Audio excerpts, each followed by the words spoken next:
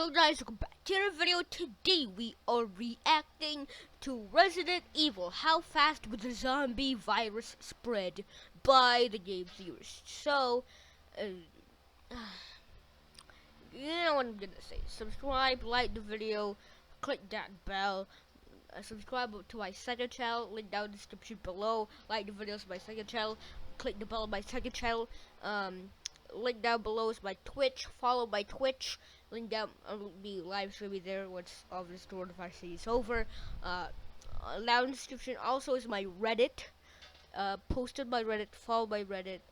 And yeah, so 3, 2, 1, let's do that. Make sure to do all those things. Also, the original video is down in the description below. But make sure to do all of those things right now.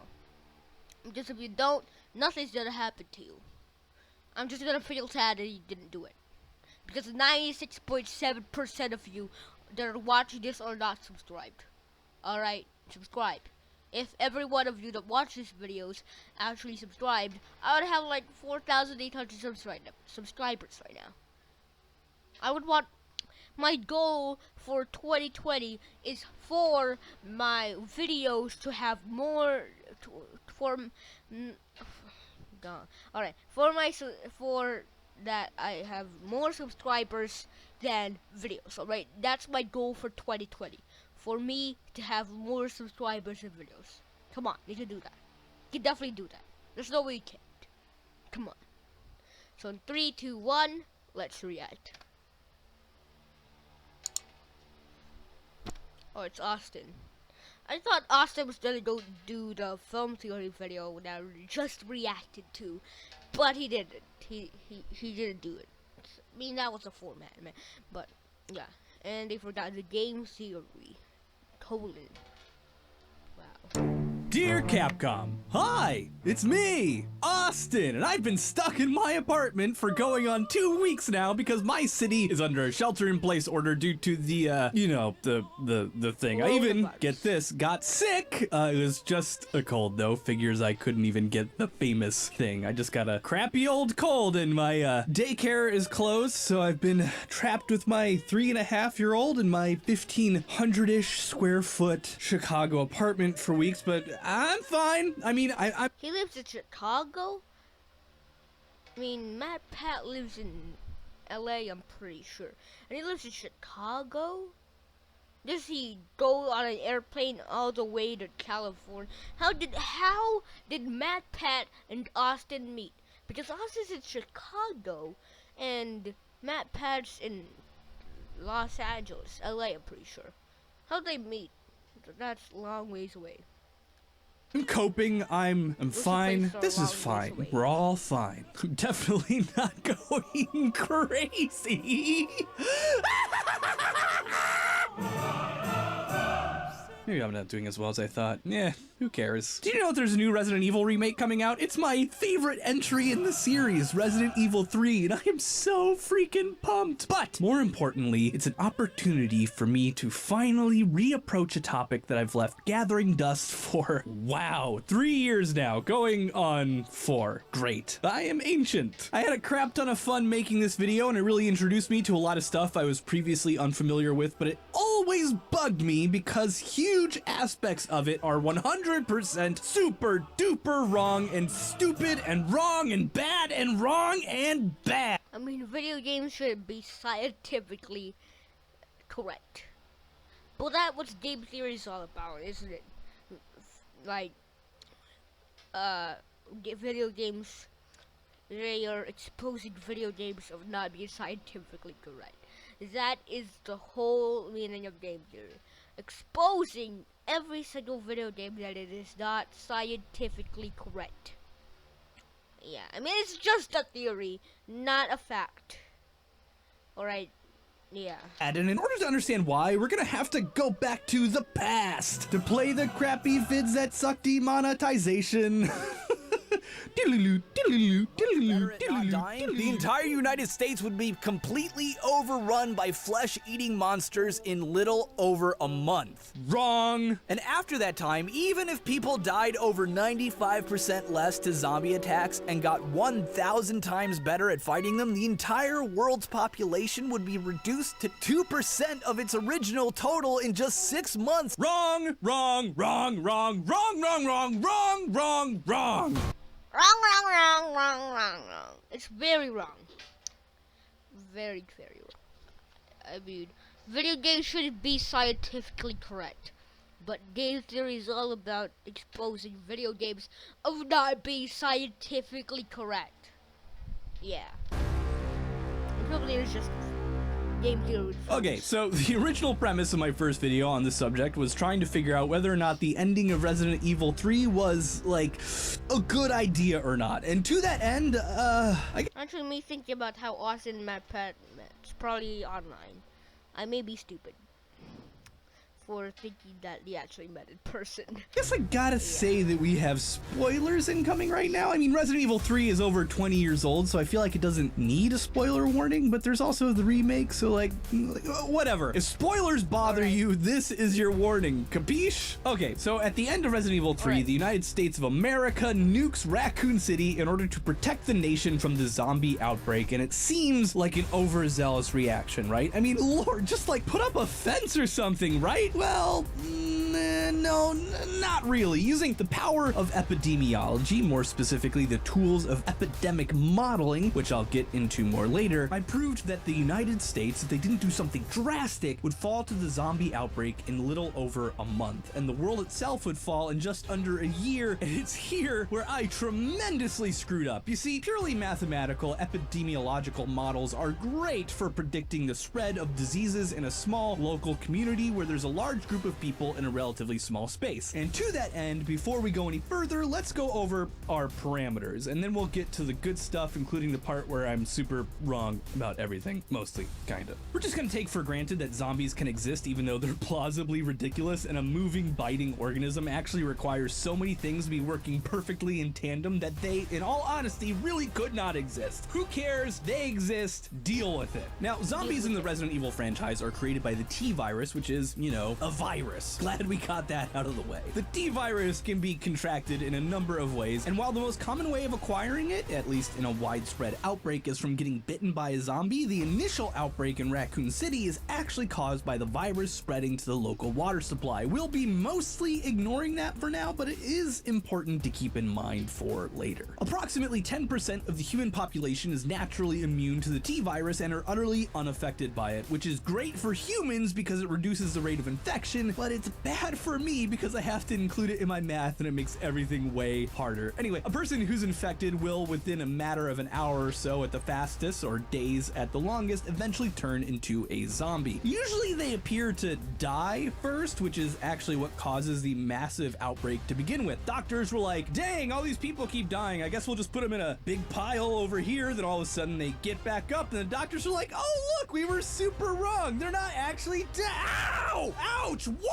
Why did you bite me? Then eventually they become zombies and etc. You've seen zombie stuff, you get it. Standard epidemiology tools can actually be used to model outbreaks like this with a bit of tweaking. The standard model is what's known as the SIR model. It's not called that because it's super into the lifestyle, but because it's an acronym for 3 buckets that are the most useful for the studiers of contagious diseases. It's short for susceptible, infected, and removed. Basically, anyone who can be infected by a disease falls into the susceptible bucket. If they get sick, then they move into the infected bucket, and when they're no longer contagious, either because they're recovering or dead, they get moved to the removed bucket because they're removed from affecting the spread of the disease. What determines how you move from one bucket to another? Differential calculus. Fun! It uses what's known as a coefficient to determine how the numbers change, and while this sounds scary, it's actually not that bad. Basically, if there are more infected people, susceptible people are more likely to get sick, which makes sense, right? So in order to figure out how many many people move from the S bucket to the I bucket, you multiply them together and tack on the coefficient, which is basically a number that says when these two numbers come together, how likely are the numbers to change. This is useful to organizations like the CDC because their job essentially is to lower the coefficient as much as they can, since they can't actually change the number of people who are currently infected and who's currently susceptible. So, for example, if nothing is done, let's say the coefficient is 1. This is an absurdly high number, but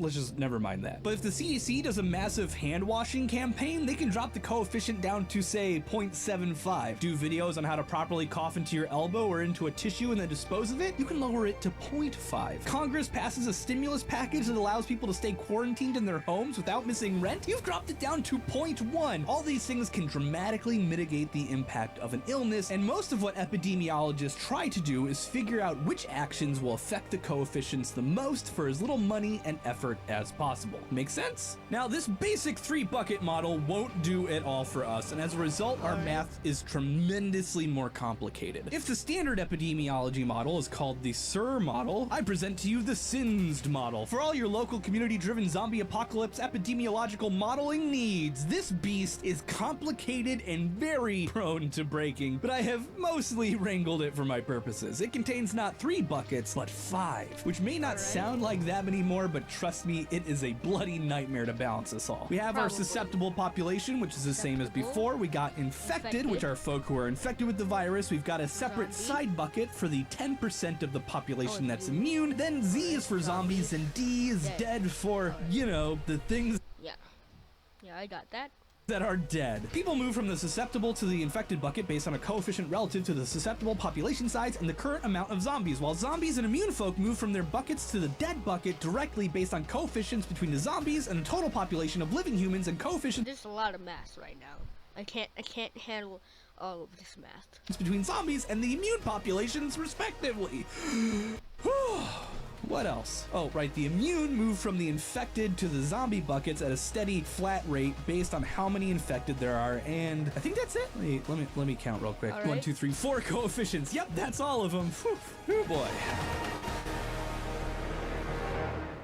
For my purposes, the infected population only includes those who are infected to the point where they're bedridden or effectively unable to impact the population. Alrighty, this is all good, and with these numbers, we can really accurately measure and show off the Raccoon City outbreak really, really well, which I did in my first video if you want to check it out. But it's when you try to expand past small communities where you run into problems. And boy, did I mess up there. You simply cannot use SIR models to model entire countries, let alone the entire world. Bad 2016, Austin. As articulated very concisely in the MIT paper, You Can Run, You Can Hide, the epidemiology and statistical mechanics of zombies, when it comes to the limitations of SIR modeling, until now, we have considered fully connected, well-mixed populations where any infected individual can infect any susceptible individual with equal probability. But surely, a zombie in New York cannot bite someone in Los Angeles. I could not have said that. Yeah, a zombie in New York can definitely not bite someone in Los Angeles. Definitely not. Better myself. And this is actually the problem with a lot of diseases. The answer that most models come up with to fix this is to integrate a metric called kilometers per year that a disease can spread from one community to another. In short, diseases of all kinds require one thing: proximity. But finally, after 3 years of waiting and days, and I mean this literally days of rendering simulations and manually crunching numbers in an entirely new way, I have a brand new model, and let me tell you something. Wow. It's got a...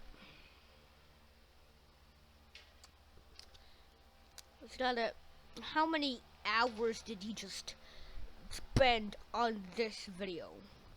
How many hours? Because that's a lot of crunched up numbers right there. This thing is freaking awesome! In order to simulate a Raccoon City outbreak, I had to pick a starting point for our infection. There's no set location in the real world, but given that it's specified that Raccoon City is in the heartland of America and it's near mountains, the internet's best guess is Springfield, Missouri, which works for me. This is where our outbreak starts, with 78,350 infected, 9,320 zombies, and 535 survivors. In order to reach new communities, the zombies are gonna have to walk. The slowest average human walkers, which is basically how quickly a zombie walks, goes at roughly 2.7 miles per hour. Moving outwards in a circle kind of randomly, it'll take a zombie leaving Springfield, Missouri, roughly 10 days to reach my town of Chicago, Illinois. Let's just stop for a second and let me explain this visual before moving on. The red part looks really scary, and to be fair, it should, but it isn't. Yeah, it should look very, very scary. Actually red for every zombie on the map. Rather, the red only shows how far the T-virus has spread. An area that turns red is still impacted by the singed model, and there's still a chance for people to fight back and reduce the zombie population. That said, once they reach a major population center, our numbers start to go berserk. Day 10, zombies have spread to Chicago. Day 18, Dallas. 30 days in, Philadelphia, Toronto, Hamilton, Houston, New York City, and San Antonio all have zombies in them, and our numbers have begun to explode. We'll get to those in a minute, but let's skip ahead to day 40, where my original video ended, and I said the entire United States would be infected by. As you can see, that's not even close to true. About 2/3 of North America is impacted by the T-virus right now, but using our coefficients and our buckets, only about 40% of the United States has died, only 2% is infected, and only about 21% are zombies, which I mean is really bad. Don't get Very me bad. 40% casualties, 2% infected, 20% zombies. So 1 in every 5 people are zombies. That's very bad.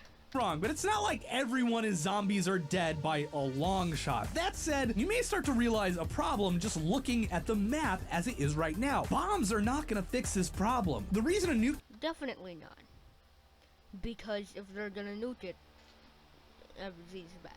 This is spread to DC. That's gonna be even bad. worked in the first game is because all the zombies were concentrated in one spot. Yeah, but it's not concentrated now. It's definitely not. And a nuke will resolve this because even what nuke can actually stop this virus? Because it's just the West Coast is not impacted by this virus, so nuke is definitely not gonna stop it. Now, zombies are spread over 5.5 million square kilometers. At an average blast zone of 113-ish square kilometers, this outbreak would already strain the supply of nuclear weapons in the entire world at the height of the Cold War, requiring almost 50,000 nuclear bombs to clear out this space. Right now, we'd be screwed since there's only about 13,000 in the entire world. Yikes! And so, our zombies trudge on, barely abated by individual communities spreading, getting worse, and overtake. I mean, Mexico is the whole of Mexico. So, I mean, it's like Oregon is the only Oregon and Washington. A little bit of Oregon and Washington is not infected. Canada, and not spreading to the west of Canada because it's cold out there, but it's still pretty bad. The entirety of the contiguous United States in 4 months. A few interesting things are happening right now, though. You'll notice that they don't quite make it to Alaska. That's because it's so cold there. I mean, do zombies actually can actually spread to cold places? Because it's very cold there, as you may all know. Kinda neat. And down here, this bottleneck, that's Panama. This is a huge strategic advantage for South America. And if they can muster enough forces here, they may be able to stop the zombies from spilling into their continent. Unfortunately, once the occupants of Mexico City, one of the most populated metropolitan areas in the entire world, is converted into a horde of zombies, there's no stopping it. And just shy of the 1-year mark on day 324 after Raccoon City's outbreak, they pour into South America like a swarm of locusts. And while South America has a much lower population density than North America, it has a ton of cities. The plague spreads much slower. I mean, how many zombies are there? 411 million zombies and 2.3 million infected. 7.1 million susceptible, and 795,000 immune. Lower down here, but thanks to their concentrated cities, huge blooms of infection spread, and just over a year and a half after the Raccoon City incident, the entirety of the Americas, save for Alaska, has zombies. But, I mean, people over here just not doing anything. But this part is not going to be good, because if they reach at all to the tip of Alaska, you'd probably swim up to the tip of Russia and just dominate, because Russia, it connects. When you go to Russia, it's all connected. It's looks like a lot connected, just not here, but here, all of this, it's all connected. If they manage to go to the tip of Alaska and go to the tip of Russia, everyone's done for. In it. And on day 645, our very last survivor dies, and it is all over. The problem is, once a zombie horde has established itself, you have very limited time to contain it, or your chance of survival drops to... But look at the Caribbean here. There's like no one here. Caribbean, no one here. And yeah, Alaska wasn't hit at all. Maybe just a little bit of Alaska was hit, but not at all there. And Asia, Africa, Europe, and Australia is not at all infected. Zero on a long enough timeline. I mean, how do you even deal with this? How many unmanned drones, carpet bombings, and nukes are you willing to drop to clear out this infestation? At least Europe, Asia, and Africa are safe. Or are they? Because guess what? They ain't! Because you forgot something that I did not, because I am actually crazy and have spent 129 hours of caffeine-driven time working on this monstrosity, and the thing that you forgot is this: the Gulf Stream. The Gulf Stream is an ocean current that brings warm water up from around Florida up to northwestern Europe, and it's one of the reasons the United Kingdom isn't a frozen wasteland 365 days a year. And remember, the T-virus is waterborne, meaning that once it hits the coast, it can travel, either in the form of the raw virus in the ocean or by, you know, zombies who tried to go swimming and got pulled away. It takes a while, though. At an average speed of 4 miles per hour, once the zombies hit the coast, it'll take at least 68 days until the virus reaches the UK, France, and then swoops down to Africa. The zombies reach Savannah, Georgia by day 18, and Europe and Africa by day 112, and from then, it's all over, folks. Well, yeah. This is how, if there are zombies like Resident Evil, this is how you would all die. I mean, the Caribbean's probably not safe because of, yeah, the water. It spreads everywhere, and by day... What happened here? What? I mean, is that Yemen, Oman? Yemen and Oman, like, I'm pretty sure, like, here's like Qatar and Kuwait. But Yemen and Oman, I mean, a little bit of Yemen, I'm pretty sure that's Yemen. Oman, I'm pretty sure it's somewhere here. And they're safe. How do they... A 575 that is spread everywhere zombies can feasibly reach on foot, with some exceptions. Specifically, Japan, Alaska, Australia, and Madagascar might be safe if experts realize that the virus can be waterborne and take proper... I mean, Southeast Asia is just bombing here. No one is infected. What happened here? Did just Yemen and Oman and a little bit of Saudi Arabia? I'm pretty sure Qatar is also there. UAE, I'm pretty sure is also there. How did they manage to stay safe? How did this part just manage to stay safe? What happened here? Precautions and guarantee that we ignore that the T-virus can infect tons of different kinds of animals, not just humans, like birds and fish. That said, I didn't actually run the exact numbers on... I still need an answer here. Caribbean is not still good. What happened here, Austin? Can you please explain what happened to Oman, a little bit of Yemen, a little bit of Saudi Arabia? Pretty sure the UAE is also there, Kuwait, Qatar. I mean, like, Middle Eastern countries. I mean, most of the most of the Middle East is bad, but like what happened here? I still need an answer. How long it would take for every human in the affected populations of Africa, Europe, and Asia to actually die, because I was running all the numbers manually based on population density, and after spending 3 days on the Americas, I was not gonna do the rest of the world. I think it's safe to say that they'd be toast by, what, year 4, tops? I don't know. Maybe I'll do it again. So it's gonna be, this is how we die.